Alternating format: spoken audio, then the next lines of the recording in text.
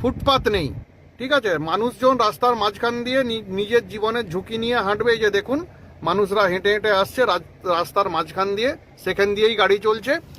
আর ফুটপাত হচ্ছে তাদের ব্যবসার জায়গা।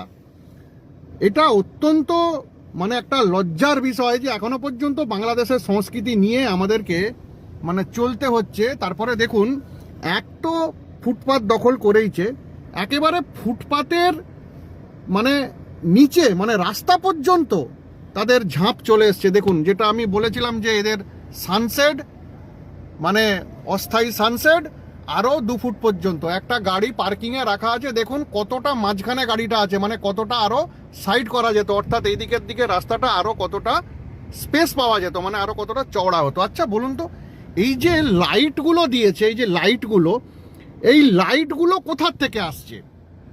এক তো এই দোকানগুলো অবৈধ, তারপরে এই লাইটগুলো কোথার থেকে আসছে? এরকম অবৈধ কানেকশন, অবৈধ কারেন্ট, ইলেকট্রিক এরা কোথা থেকে পাচ্ছে বলুন তো? এরা কোথার থেকে এরকম ইলেকট্রিক পাচ্ছে?